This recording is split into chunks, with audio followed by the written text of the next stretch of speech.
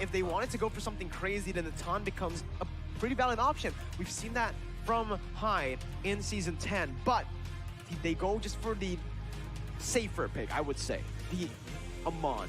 Thing is, it's very different to game number 2, where they were able to find a lot of success on the Amon because Onic PH didn't have a lot of dashes. Now, they have the Benedetta that can negate that damage with the eye for an eye. Even I think with the final blow, you can dodge away from the endless shards. Yeah, especially for the Benedetta mobility. So when the Aura Fire is trying to do the rotation, Benedetta can take like the mid lane on the early game, even on the late game itself. Like the final blow will disturbing Aura to get the objective like Turtle or Lord because it have a high DPS. And now, Gift, last pick from Onic PH. So reward manipulation gonna give Aura slow effect a very slow. All right, ladies and gentlemen, once again, both the drafts have been set for game number 3. Onic PH with their draft once again. It's a front-to-back composition with the Diggy and the Akai to cover for their backline. The Beatrix Yve. They also have a Benedetta to run wild on the enemy team.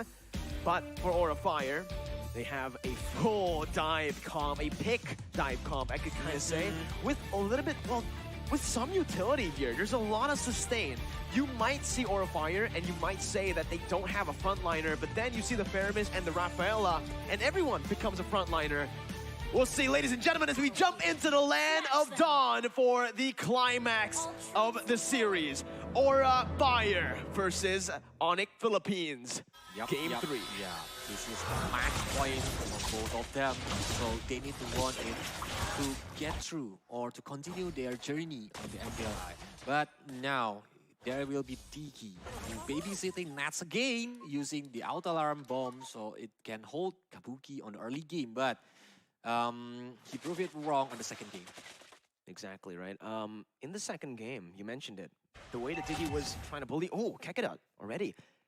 With an early flicker burnt away as Facehugger has rotated towards that bottom side. This will give more space towards Claude, towards Kabuki, to get to that item power spike. Again, this is something that I do want to point out, though, Colius. In game number 1, even though Kabuki was bullied in lane, was solo killed, he was still able to secure the Golden Staff in the 7th minute mark. So in terms of farm, Kabuki is so good at just utilizing the waves and manipulating the waves. Or looking up the space, manipulating the wave like you mentioned before. But now, I think with Eve on the Onic PH side, when reward manipulation is being popped up, I think Blessing Duet must aim for the Eve. So exactly. Is it wise if the Onic PH is trying to bait the Blessing Duet later on? Because without Blessing Duet, our Fire didn't have enough DPS to give the damage to Onic PH. Well, they're already looking for that bottom side here. That's going to be a dive. And the Charge popped in early just to force that flicker from Nets. A collapse can happen as well here for the side of Onic PH. Facehugger caught. Pops the sprint. First blood over to Onic PH on the hands of Nets. Definitely not what Aura Fire wanted in the early stage, but they do get some gold, at least from the plating. And Nets is going to be forced to back up, so Claude can just shove the wave once again and get a better recall. But without Heavy Spin, I think it's the chance for Aura Fire to get the turtle. Because Heavy Spin is usually being popped up when he want to show away the Aura Fire jungler later on when they want to do the contest. But Onic PH started first. They try to engage the local turtle. Onic PH first onto the turtle. That's going to be the Facehugger popping it in with the Cold Altar. Cold Altar HP gone, and like look at that! The final blow takes a whole lot of HP. The reverse time brings both Facehugger and High back to the final blow. Onic PH once again are able to secure a 2-0 and a turtle. Well, it's a good start for Onic PH. And now, it's like deja vu because our Fire is being pressured on the early game, but the goal difference is not too far away. So it's only different like 800 from Onic PH, and they're trying to chase it because they have the momentum hero to like Amon, who can use the Endless Shard very on points. But Amon need to be careful with the 9-for-9 because it can immune the damage from the Endless Shard. Not a good start for Aura Fire, but a great start for Onic PH. Aura are trading that top side pressure for bottom side pressure. You can see the turret plating. Aura were able to get a whole lot of that gold shield turret On the bottom lane. down in the bottom lane. But Kabuki, all right, they're gonna try to play for Kabuki here. Nets is there. He does have the flicker back up right now. Actually, Godiva jumps in. The damage comes through. Nets taken out. Good pick off by Aura. Onic PH. That's Aura on the board actually. No response as of right now for Onic. And Kabuki will clear the way very, very quickly because he wants the plate. He wants the gold from the gold shield turret on the bottom lane. And now look at the mid lane. Heavy Spin has been popped out, but yeah, Facehugger. He even didn't pop up the gold altar because he know he can survive. Very good calculation there. Fluffy trying to punish Dare for rotating, for putting pressure down on his jungler. But Dare will win out even in the trade against Fluffy. The nerfs towards Paquito definitely hit him quite a bit. But okay, Dare. Still, yep, a little skirmish on the top lane, even there. Low HP bar, cannot escape. Oh, okay, fine. We didn't see that high, it's Yep, fine. it's fine. It's fine, it's a kill over though to high. They are gonna lose out on the turtle. So I would personally say it's an equal trade here. Onic PH secured a turtle and traded over with a Benedetta killed in that top side. They're gonna have a tougher time now because Aura, this is what they just love to do. Utilizing Fluffy's potential. Facehugger, though, gonna be caught here. Baptism doesn't cancel the heavy spin, so Facehugger will still fall. Didn't have open space for that Cult Altar to be popped. Top side there. Very low again, endless shards. But now Dare uses the eye for an eye to get out. Good final blow as well. Bottom side traded. Onic PH finally able to get a turret on the board as well. But I think it's a wise decision that Kabuki goes to the mid lane because if he's not going to the mid lane, the mid outer turret will be destroyed and it will be more like Aura Fire will be lost condition. Because after the outer mid lane is destroyed, Onic will invade the jungle, but look there. Well, the eye for an eye was baited out with the endless shard, but Fluffy wasn't able to fully capitalize on that. I think he's still missing a few items to deal damage that he would usually go for. Here's Sensui. Good pin down with the real world manipulation and the snipe from Nets. A good pick off from Onic PH as they push their lead even further, but it's only still just a 500 gold lead. We haven't reached that 1,000 point just yet. So it's still anyone's game at this point. Do you realize, Miroko, that they are trying to like pressure the Facehugger, even the blessing wave from Kabuki or Sensui gonna be taken down, and yup, the DPS is already enough to take down Sensui. And it was just such a good decision, a smart decision from Kabuki, right? He even popped the sprint, knowing that Sensui has used that heavy spin earlier in the skirmish to catch Facehugger. So it's a good punish on Aura. And with that, they're actually able to turn the gold lead back. Like I said, if it's just a 600, 500 gold lead, it's very easily overturned. And that's what you're seeing here. The game just bouncing back and forth towards Onic, towards Aura. And now the third turtle has been popped out on the land of them, but without Sensui, the near of them. So our Fire is trying to bait the turtle. Kakadot with the flicker there. That's going to be the Cold Altar HP burn down. And the shard fell by high onto the minions. Onto the creep, actually. Facehugger going to be caught. Going to be gunned down by Nets. It's a disaster for Aura. Kabuki with the Blazing Duet. Fluffy with the flanks, getting one on the board. It's a 1-for-1. Not as bad as you would think initially. High needs to stay composed here. These are the little moments, the little mistakes that you can make at the highest level that can give your opponent the edge. Onic PH capitalized with the turtle, but again, they lose out on Sensui. Yep, because 2 times that you're doing the misplay, I think it will be dangerous for High right now because the real manipulation and DPS from Nats taken down High. So Miracle, the third game, is it a pressure for Aura Fire? Because I think I'm not seeing like Aura Fire who are playing on the second game. I think it's not so much as Aura Fire making mistakes, but it's Onic PH who just definitely stepped up as well in Game 3. Both teams are going at it, are just punching back and forth here. And again, it's never that dominant game. We expected this to happen all 3 games. Onic PH, though, however, were able to dominate Game 1. Game 2 was dominated by Aura Fire. Finally, we're seeing this. Kabuki jumps in with the Blazing Duet to the back line. Sensui caught low. Holy Baptism dodged away from by Onic PH. A good disengage once again, as they're just really good at this. And you can see the gold lead, right? It's still just so back and forth. even though I make a lot of misplay, but I need to like mentioning something. I need to shout out that Kabuki is not taken down 1 kill points. So like with 0 kill points from Kabuki, so he is well farmed right now. The level is good. Later on, when the team fights happen, if nobody noticed Kabuki, he can use the blasting duet to get inside and bring a lot of pain to Onic PH. That's the viewer's passion, just to clear out the wave. Godiva gonna be caught though. Baptism doesn't connect, flickers out. Heavy High spin. gonna be caught, but heavy spin with the endless charge bursts him down. High gets the damage out before he dies with that cold altar. Now on the back line, Fluffy, absolute menace, sandwiching Nets and Super Prince.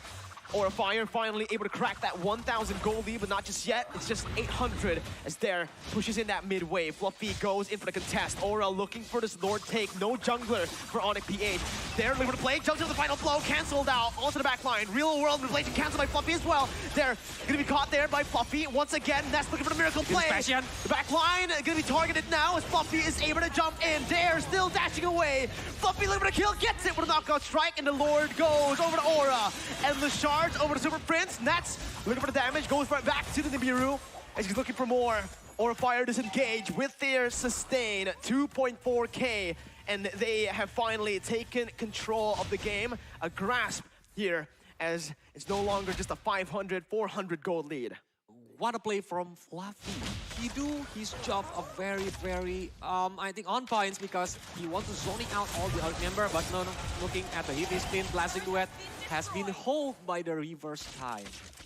That's the question right now. Aura Fire, they have a gold lead, but are they actually going to be able to utilize this the longer the game goes? They're going to have to end it pretty early. If we look at it at a scaling perspective, Nets and Super Prince, oh my goodness, it does not matter. Nets didn't have the flicker, got punished by the endless charge, by the pick potential, the kill pressure. Like the final blow. Petrify only connecting onto Godiva, the gold altar is there. Dare still able to get out, but look at the glowing wand tick. Slowly tearing him down. He gets out in the end, but it is Aura Fire who are able to translate, to convert the pressure that they placed, the kill that they placed onto Nets, onto that tier 2. All base turret passives have been popped as well. 5,000 gold lead now for Aura. Well, it's a disaster for Onic PH because now, Conceal has been popped up.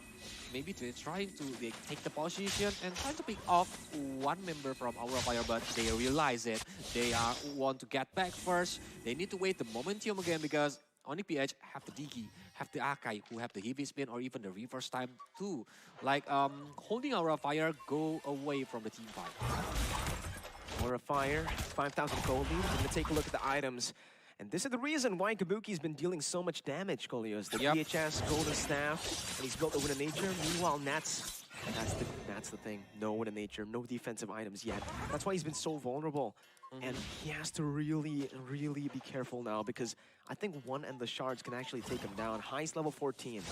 He wants the penetration by building the Malefic Roar and even the Fury Hammer to be the Hunter Strike later on, but without Wind of Nature, like Blasted Duet from Cloud will be a painful to Nats itself. So yeah, like it can make the Nats taken down without doing nothing on the team fight. So Nats need to be careful on his positioning, especially Kakadot. So he needs to like stay beside Nats to cover him. Even Super Prince, take a look at that. He's actually opted to go for Oracle instead of the Glowing Wand that you would usually see, or even a Divine Glaive this early on up against a sustainable comp. But the Dominance Ice, did you see it? Did Onic PH have enough, or was it just one Dominance Ice? Because the sustainability from Aura has been winning them these team fights. I think that's enough because they need the damage. The enemies have DD who can give absorb ability. If they lack of the damage, like the team fight will be not good for Aura Fire. But look at the Renner's apathy, Kabuki. Wow, it's very painful. Thing is though, he already has the Wind of Nature. He has the Holy Healing from the side of Godiva as well. And look at this, Aura Fire playing the macro game now. Pushing that top side before contesting the Lord, just Lord dancing, resetting it, not really committing onto it, and this is what you want to see from the team that's ahead. They're utilizing the gold lead really well, and this is an Aura Fire that right now I feel have improved from the playoffs, where usually they would still just be going for those coin flipping team fights. Yep, but there is taken. Yeah, if there is taken down, I think it's the green light for Aura Fire to start the Lord because essentially he's still holding the Lord. Oh, Kabuki! Jumps in with a blazing duet. That's a lot of damage. Blaze can't get out, taken out. Reverse time bringing it back, but it does not matter. Sensui gonna be taken down as well as he pops the heavy spin defensively, but the endless charge finds the mark. Fluffy goes to the back line, absolutely wreaking havoc. Aura with the trigger, with the absolute menacing plays. Kabuki. We've mentioned it many times in Game 1 and Game 2. There are a lot of moments where he jumps in with those risky plays, but that's Kabuki for you. Yep, it has been paid off. Like, from the momentum that he's using, the Battle Mirror Image blasting duet, it's like scrambling the formation of Onic PH. It's taken down the Kakadot, so the Onic PH didn't have the time journey anymore to cover a lot of his backline heroes, and now the Lord is coming. Top side taken down, base turret. Onic PH looking for the defense, but Aura Fire are looking for the play. Kabuki has fully stacked his passive. He's looking for a blazing duet combo. Cold Altar placed in. Sensui looking for that heavy spin. Able to pin one member down, but a Cold Altar comes down again. Godiva still able to survive. Time Journey pop. 3 ultimates from Onic PH burnt away. 3 ultimates actually also from Aura Fire, but they will be able to find a base turret in the mid lane as well. Bottom side now gonna be in the sights of Aura Fire. Onic PH trying to stop this from happening, but the Claude is just so lethal, sieging that base turret down. 10,000 gold lead for Aura Fire, and they're staying disciplined. Kolios, this is something that we usually don't see from Aura. Look at the gold. Fluffy. Even, yeah, it's not the gold laner, but it's Fluffy because from the early game, Fluffy always got the free position to like collecting the gold, collecting the level. Even like when he do the flanking, a lot of damage can happen with using the knockout strike or even the jab itself. And the second position, Kabuki have the 11,000 gold, close to the 12,000 right now. This is insane, right? And now you really understand why Onic PH put such a heavy emphasis on banning this Paquito away from Fluffy. Fluffy on the Paquito, it's his signature pick for a reason. It's a monster. He is a monster. Whoa. A monster on the Paquito. Oh, 3-0. I think it's because Fluffy have the nickname, Fluffy Ali. Fluffy Ali. Oh, I like that. I like that. Yeah, because when he using the Paquito, the hook is always on point and always give the enemies nightmare. So he can stand firmly to like looking for where is Fluffy, because he can shout anywhere on the backline. Exactly. That's what we've been seeing, right? Oh, man, Onic PH, how do they come back from this position is my question right now, Kolius. I've always said, even from the early game, that if they can push it to the goal or push it to the late stages, they will actually have a little bit of an advantage coming from the damage output. But Nets needs that with the nature. He needs to start respecting the damage output from Aura Fire. There's been a lot of physical damage on him, and the reason that they've been able to, well, the reason Aura Fire have been able to win a lot of these team fights is because Nets is evading most of the time, not hitting, because he doesn't have that win in nature. And now, Kabuki's on standby position. Maybe he'll make the miracle again using the Battle Mirror Image, but Godiva, oh my god, there's a lot of damage that been held by Godiva, so the Cold Altar has been pulled up. This is good for Onic PH though. That's the Cold Altar, a massive ultimate burnt out. Kabuki, needs to be careful here, Kabuki! Ooh, what a juke! So Kabuki still survive, even though he have the Immortal, I think, but it's too expensive right now because it's 17 minutes, so if the Immortal is destroyed, I think that's the green light for the Onic PH. But now, Endless Shard, Gonna be caught in the real world. Inflation has been destruction now. Look at the Claude coming in from the Black Line with Blazing Duet, dealing so much damage to everyone. It's a disaster for Onic PH as everyone will be melted, will be executed by Fluffy Ali. Nets trying to run away. Kabuki walking him down. Nets dealing so much damage. They need to respect him. Nets guns him down. Hai looking for the assassination. Nets on a mission now to kite away, to get out. 3 members down for Onic PH. They're trying to buy the time right now as Nets is still trying to get out. Fluffy leaving to play. Nets still able to get out for now. Nets finally shut down, taken out. The final blow is not enough. Aura Fire have done it. Reverse sweep is real for Aura. 9,000 goal lead here in the 17 minutes. Onic PH put up a good fight, but in the end, it's 2-1 to the Indonesian Dragons. GG. That's only that I want to say that our Fire is like being pressured on the early game, but they prove it wrong that when the Kabuki have the free position and Fluffy itself, like we mentioned before, Fluffy Ali with the knockout strike.